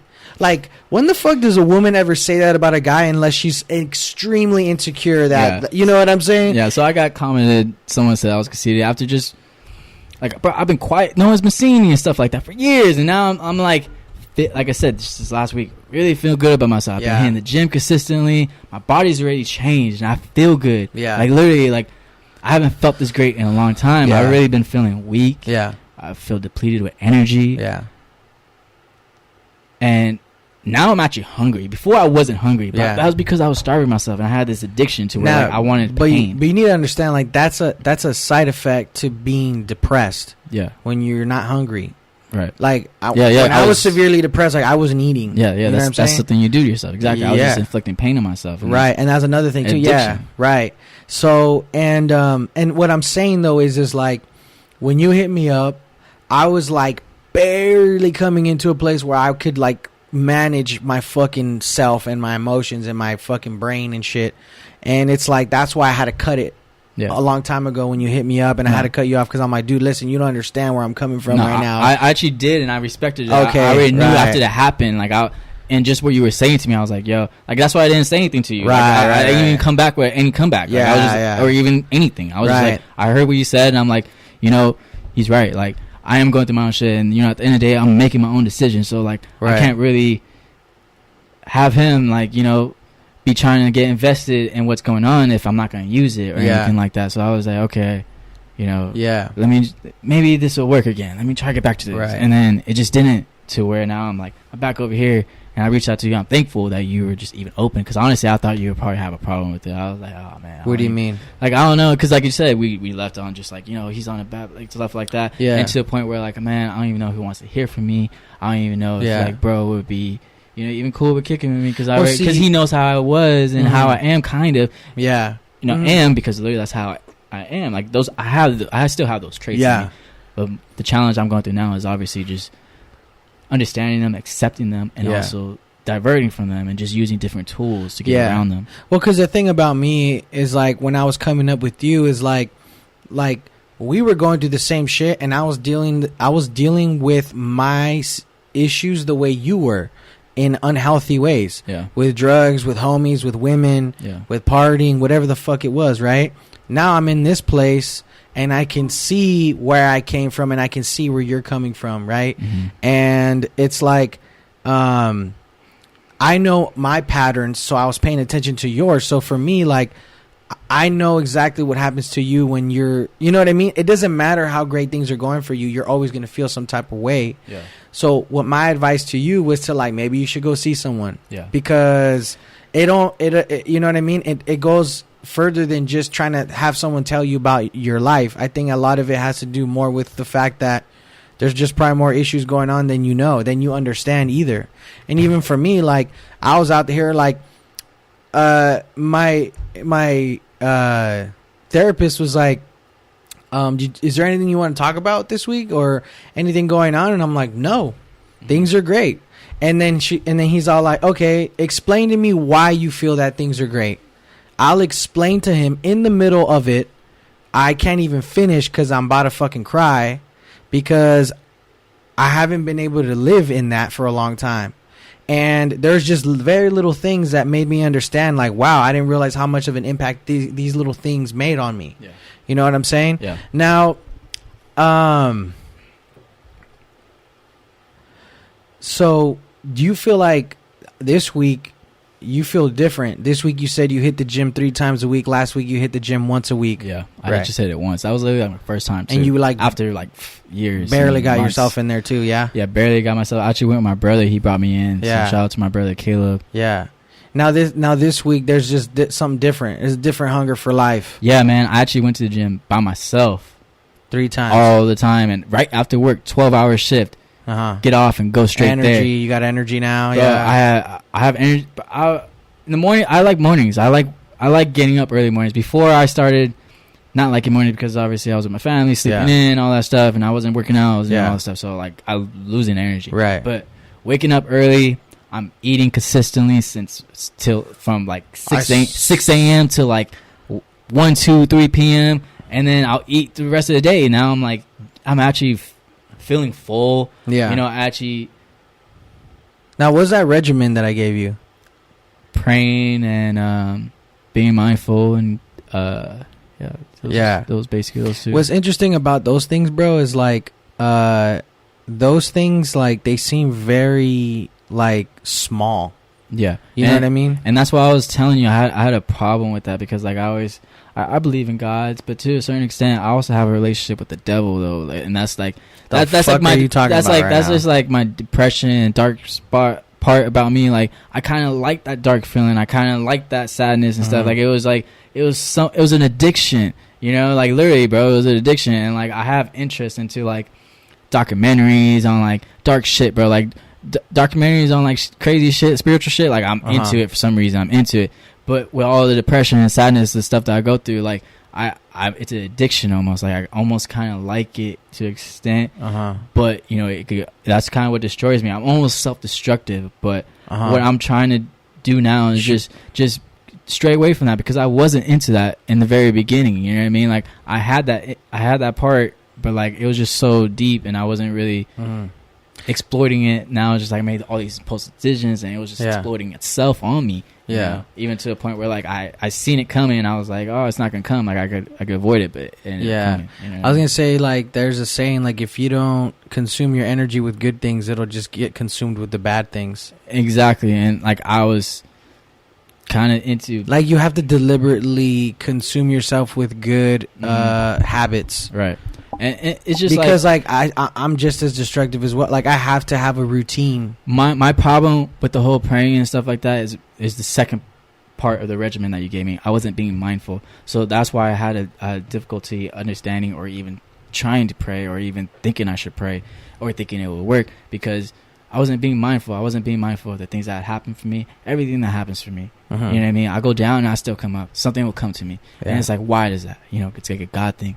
And I won't be mindful of that. So it's like, then it's like, I'm like, I'm thinking that it's chance, like, you know, it just happened out of nowhere. But I'm not being mindful of literally what just happened like a moment ago. Like, I need to be mindful of that moment because that's what's going to carry me on to the next moment and carry me on further. I kind of forget. My problem is I kind of get numb to certain situations or certain things, and I can numb it out. But you need to understand, because here's the thing. I'm the same way. I get numb to shit fast, super fast. So in order for me to stay in that like gratitude state of what's going on, I have to pray. I have to practice, because when I pray, that there's my evaluation, there's my meditation. I'm praying to God, and He's giving me like guidance, and He's also like reminding me as I'm praying to Him like what I've done and what I've come from, and what He's done for me. And but you have to be mindful in order to pray. Yeah, and that's the problem I had. I wasn't being mindful. You know what I mean? Right. Now I'm being mindful, and I'm realizing, you know, I'm just being thankful for my family. Yeah, being thankful for my friends. But see, it's like it takes work to be happy. Like, you have to actually work on being happy. Yeah, I was in this situation because listen, look, the only reason why I'm saying that is because like the podcast could blow up. I could make money off this. I could, you know, quit my job, and if I don't practice that, you know, routine of praying and meditating, being mindful, staying healthy, eating well, you lose it. Yeah. And here's the thing. Let's say when I don't do those things and I still wake up every day, and because look, the things in your life are going well. See, you only notice when they're going well because you just come from a bad place. Yeah. How do you sustain that without getting desensitized? You need to be mindful and to keep you in the gratitude state so that you could stay that and continue to move forward. Yeah. You know what I'm saying? Totally agree. That's basically what I'm trying to say, if that wasn't coming out straight. But that's literally what I was trying to say. Like, that was my issue. That's what helps you sustain the drive. Like, when I get onto things, like, I'm mindful in the beginning, but then I'll lose that mindfulness. Yeah. Just totally not even use it. Yeah, and just be into this thing, and now I'm getting numbed and because I totally forgot about all this stuff. Right. Totally forgot. Yeah. And then, you know, it just crumbles. And what's interesting too, dude, is like the more you invest into your relationship with God, and the more, not religion, but with your own God, whatever that is, the more you invest in it, the more you invest in being mindful as well. Like you there's more levels that you unlock. Like, you start to become more intuitive with things that are happening, where like I don't even stress no more. Like, I don't even get worried no more, because I pray so much and incorporate God in so many parts of my life that, like, if something comes up that I don't really have control over, and like it's going to be something that's I can't really tell the future on it. I just, like, as soon as I just lean into He got it. I'm not tripping. I'm gonna just pray about it, let Him handle it, because I've been worrying my whole life and stressed my whole life, you know? And for me, it's just like faith is, the definition of faith is literally not stressing. Like, technically, you know what I mean? If I have faith in God, that means I shouldn't worry, because that's what faith is. If I have faith in Him, He's going to take care of it. You know what I mean? So the opposite of faith is fear. Okay. There you go. And just like what I was talking about, my next, you know, thing I was going to get.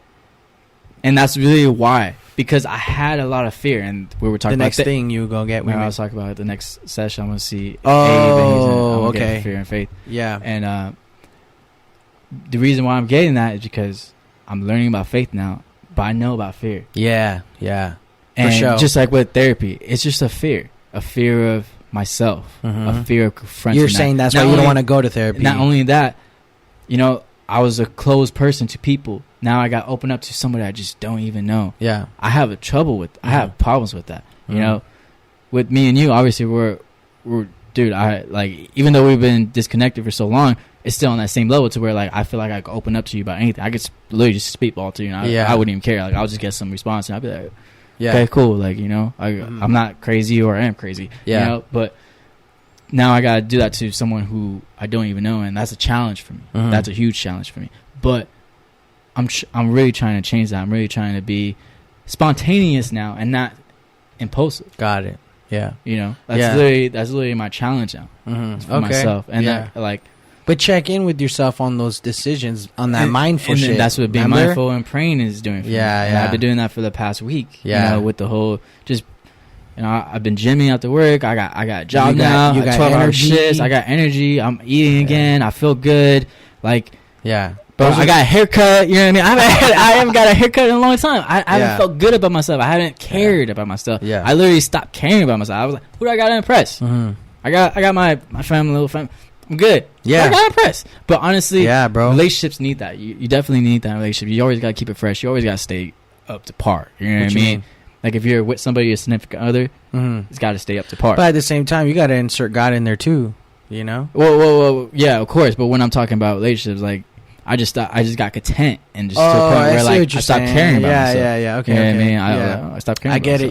Yeah. That's what I was talking. And then also, like, finding a balance of, like, I mean, in your next relationship, hopefully you just have a better balance of being your own man, having your own things, and then, you know, having that balance of a healthier relationship. Right? Yeah, well, that's what I'm going through right now is just being myself, being by myself, loving myself, and, you know, if that right person is out there, I'll meet them, and that relationship will actually happen. And with everything I've gone through, I'm pretty 100% sure that, like, I'll use those things because I'm not gonna go through something like that again. I don't want to. Right. And how I feel now, you know, I'm 25. I just turned 25 like in December, just before the year ended. To the point where, man, I've lived a full life. I've done a lot of things, and it's just like, man, if I die tomorrow, I'll be cool with it. But man, that's not how I should be thinking. Right, you know, that's not how I should be going on. I should have more. And I'm just learning that, and I'm just trying to find that. And as I'm opening up myself, I'm trying to just find my true self. Like, I'm into music. I'm trying to invest myself in music. Get back into working out now, you know, and just go harder with both of them, you know, and just like, man, fuck it. Like, let me just be happy. Yeah, that's what's up. Yeah, that's cool. Yeah, and it's a kind of somewhat of a free feeling a little bit. It sounds like it's like kind of relieving for you where, like, you're back, and then, you know, your priorities are a little bit different now, a little bit straight, maybe got a good habitual routine going on now, and it's like, I don't know, man, I think a lot of people see potential in you. I've always seen potential in you, you know what I'm saying? Yeah, thank you. And you know, I think you're gonna be all right, and I just hope that this time around things are different. You know, I mean, you've literally, like, restarted and succeeded in life like 3 times and shit. You like lived like 3 lifetimes over here and shit, you know? Really? And jail and everything. That's a whole different shit. And, you know, what's crazy is, like, you have the tools to do it again, and you know what it takes. You know what I'm saying? And the thing about it is, like, honestly, man, I don't want to be like preaching up here, but it's like the thing that keeps the fire in you. It's being mindful. Yeah, and prayer, that's what I was about to say, bro. Like, just like what you're saying. Like, I agree with you 100%, and that's why, like, the past week, the regimen you gave me, like, it's really working for me because like, I would just lose that. You know, even when I was in a relationship, I wasn't being mindful. Yeah. And just like, man. Yeah, there's just a lot of distractions. Yeah, I'll just get distracted all the time, and there's just so much going on. Like, being mindful was the last thing I was Let really me ask you this question. Sometimes. Let me ask you this question, because one thing that you would tell me that would kind of like give me anxiety, because I know the feeling, and the feeling would make me feel like I'm going crazy for real, like I'm losing my mind. What's that? Was when you say you were like scatterbrained. Yeah. Are you scatterbrained this week? I was pretty clear-minded. I literally work. Yeah, see? Eat. You see, motherfucker? I told you. And then gym. And then go home, smoke, play PS5, go to sleep, and go to work in the morning. Yeah. Bro, I'm going. I go literally. No wake up like at. Wake up like at 1 a.m. 2:30. Yeah. Like 1 a.m. 2. And I start work at 3. The reason why I'm waking up like 1 a.m. 2, maybe sometimes 12, is because I have so much energy now. Literally, I go to 3 hours, 12 shift, 3 a.m. to 3 p.m. I go to the gym for 2 hours. I get off like 6. I get out there at 6. I get out the gym at 6. And then I go home. Yeah. And I got energy still. Like, I'm like, yo, but I'm tired at the same time. I'm fucking tired. So literally, as soon as I start laying down, I go to sleep. I'm in bed like 8, 7, bro. Asleep. And I wake up. It's 11:30. I'm like, fuck. PM? I got work. Yeah. In the middle of the night. And I'm like, fuck, I got work in a couple hours. If I go back to sleep, probably not going to wake up. So I'll just stay up, bro. I'll just stay up and just like, all right. It's different. And then just go to work and then 12-hour shift and still have this energy. Yeah. And even to where I'm here right now. Like, you know what I mean? Right. I don't got work in the morning tomorrow, but I'm down to stay up all the night. I'm just trying to like, but at the same time, I'm not though. You know what I mean? It's only to a certain extent. Like, I'm not gonna stay up all night just for no fucking reason. I see what you're saying. You know what I mean? Like if we're having fun, okay, cool. But if it's not, like I'm like, what the fuck, bro? Right. Tweaking. Yeah. But that's good, bro. I'm glad. And it's like, it's funny because you are right when you say that you go hard. You know, you go hard for whatever's yours, and you're a very passionate person. And yeah, it could definitely be a weakness, but I don't see it as that. You know what I mean? And I think whatever you do, and it's like, that's why as we were at the camp, I'm like, damn, they feel it. Well, that's another challenge I'm having with, because as I'm becoming a passion for myself now, I'm loving myself. Just like that comment I got earlier today. Yeah. See it? I'm like, you gotta protect it, bro. I'm like, man, I can't be happy. Mm-hmm. You know what I mean? And it's just like, so I'm doing too much? Yeah. Is this... You gotta, what? Yeah. You know what I mean? And it made me think about it, but at the same time, where I'm at right now, I'm like, I feel the vibe. I'm like, yo, totally a hate. But at the same time, it had me thinking when I first saw that. I was like, yo, you serious? Like, yeah. But I was like, I was like, man, feeling good is being conceited. Fuck it, bro. I'll be conceited all day. You know what's crazy, bro? Is like, if you come around me and you see me, I'm being conceited. Why? Because I'm loud. Because I'm out there. Because like I'm smiling. I'm taking pics or whatever. Yeah. Females take pics all the time, bro. Post selfies every hour on the Snapchats and stuff. Yeah. And a guy is posting his, his face, maybe his body, his physique. Y'all post your butt, all that, and I'm posting my physique. Conceited. Yeah. Okay. I know I look good because you say I'm obviously conceited. Right. I'm showing myself because obviously I feel good, just like how you would feel good. Yeah. But I'm conceited. Yeah. We'll work on how to handle those haters, because you got to conserve all that energy. You know what I mean? Yeah. You got to conserve it and protect it. I was trying to blow up. I was gonna blow up, and I was like, nah. But at the same time, I had to say something at the same time. Because I feel your struggle, dude. It's like, damn, dude. Like, I can't even. I'm not allowed to feel myself after years. Like, I get it. You know what I mean? Yeah. But here's the thing. It's like, and it was from a person who was like not feeling too good about themselves. So I understand. At the same time, but it's like, bro, why are you gonna put that on me? Right. Like, I just got out of that. Yeah. Why are you gonna put that on me? Yeah. You know what I mean? But see, like, it's like, it only took you like 1 week for like the devil to come knocking on the door. You know what I mean? He knows your potential. Yeah, you know definitely. And that's the thing. Like I said, like, I have a relationship with the devil at the same time. Like he came knocking the door, and I opened it. Well, first of all, you got to stop. You got to stop. What you're doing when you say that is like, you are welcoming in. No, you're manifesting that. So you need to stop saying that. I'm not manifesting it. You're saying it though. But I am just being honest. I understand. I'm just being honest. But like where I'm at right now, though, in my heart, I get it. Like. Yeah, but this is your messenger, right? You understand? I feel that. But at the same time, I'm just trying to speak. I feel it. I feel it, and I hear. Okay, I hear you, and you hear me. Yeah, same. I respect what you're saying too. I get it. Shit, dude. All right, bro. Better not break. Oh, Lord. Oh, Lord. I don't want to fucking. Oh, hell no! You fucking up over here, though. Oh, you got lifted. See, that was my fault. It's very loose. I did that. Whatever. It was already done. That's a trip, man. It's but a twist off.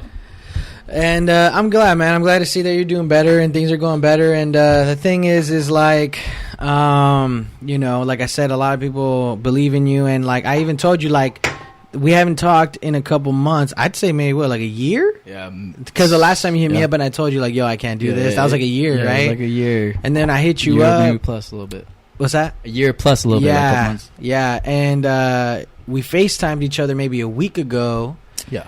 And I'm telling you, bro, like within all that time, like, I mean, we're creating this vlog shit. We're doing the podcast. We're creating like this very awesome group, like, of people here that, like, just of friends, you know what I mean? And people like ask about you and shit. People remember you, like, where is that fool and shit, like, and like people are thinking about you, bro. Like, you're my homie and they're asking me where you're at. You know what I'm saying? And again, that's just me that was me not being mindful. And now that I'm mindful of all that, like, hearing that makes me smile. That makes me feel good. Yeah. It's good feeling to hear that people love you. It's good feeling that people think about you. Yeah. For me, for the longest, yeah. They didn't forget about me. It's just because I was pushing myself away. Right. Now that I'm back, just like, being here, and I'm kind of reaching out just because I'm alone and stuff like that. Yeah.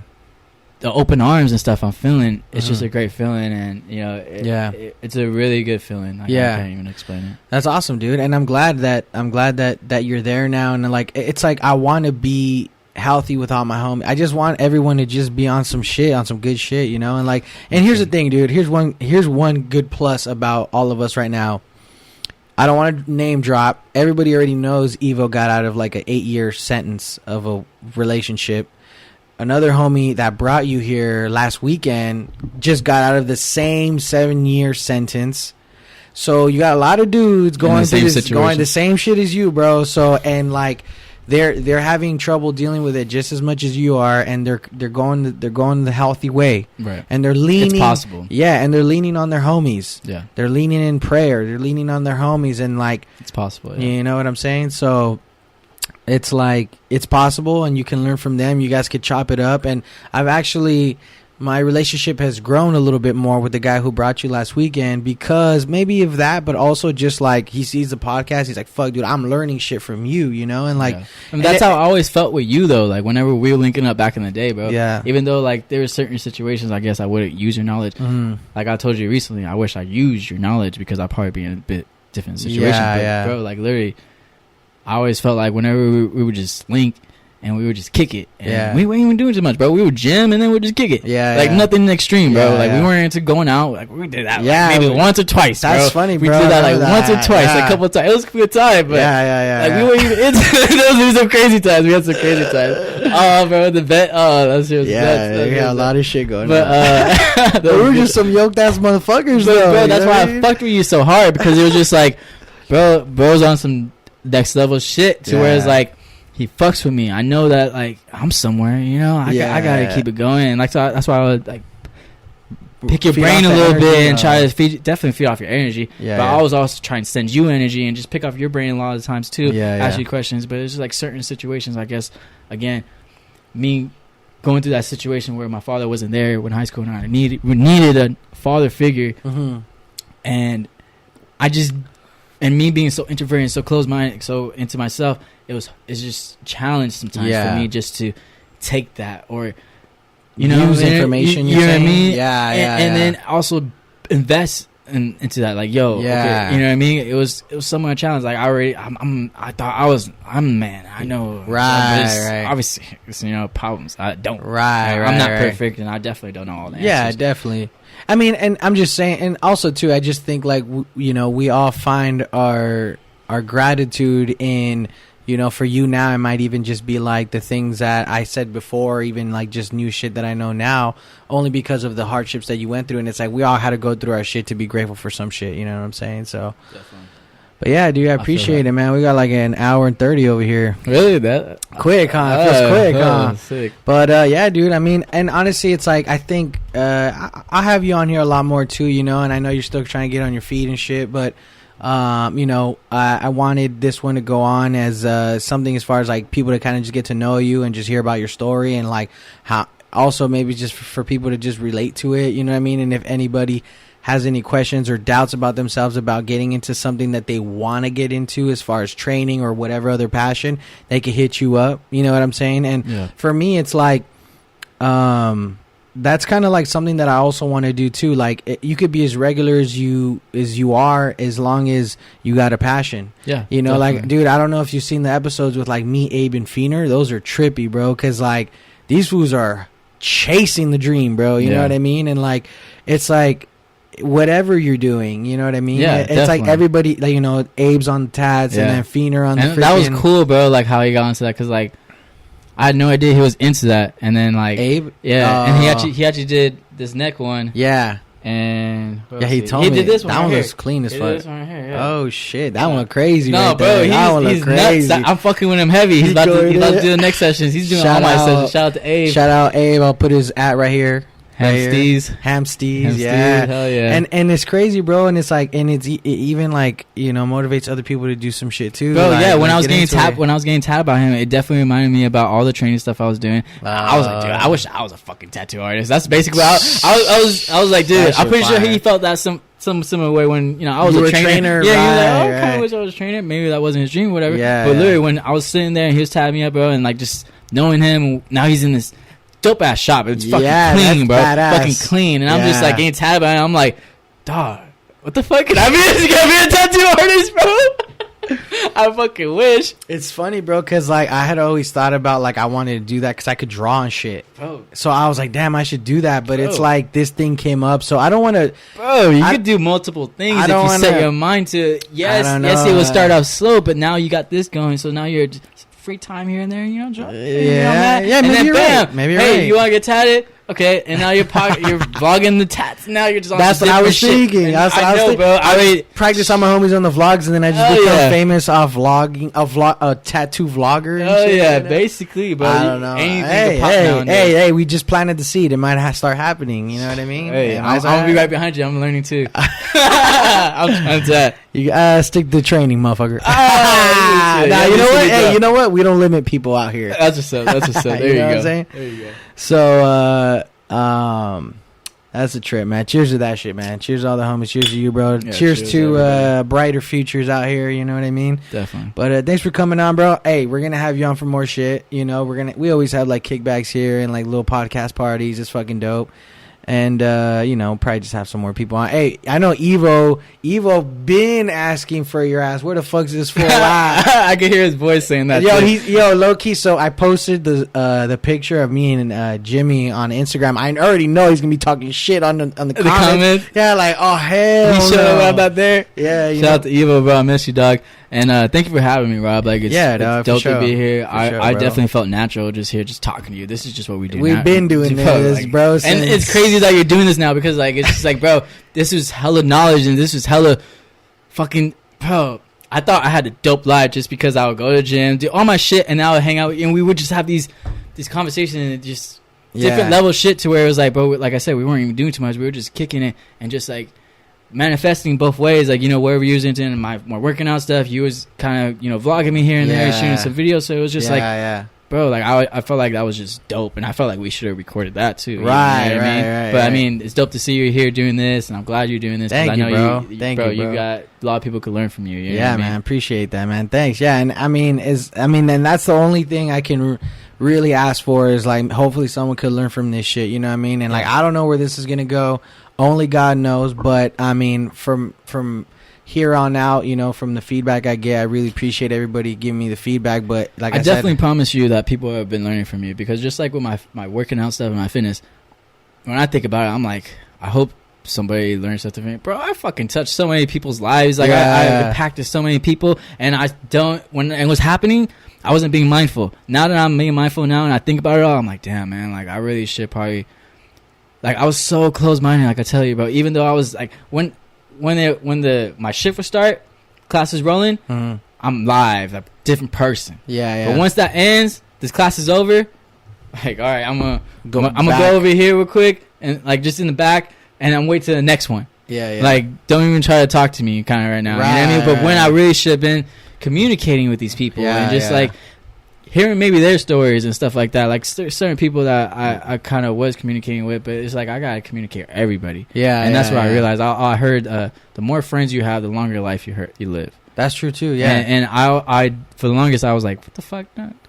Yeah. But now, like I said, now that I'm feeling the love and I'm feeling happiness and I'm smiling just from hanging out with you and hanging out with my friends. Like I haven't felt this way in a while. That's where it's like, man, I guess you really will live longer if you have friends, because fuck, you have a reason to live longer for your friends. You feel me? Right. That's what's up, man. That's what's up. That's good, man. I'm glad you're dropping the knowledge that you're even learning now. And the thing too is like you can't really appreciate all the love without going without it. You know what I mean? For so long. So that's what's up, man. So yeah, man, we'll have you back here again, man. Again, thanks. I really appreciate you, bro. If you guys made it this far, I really appreciate it. Can you guys please subscribe, comment, share with your friends? We'll see you guys in the next one. Later.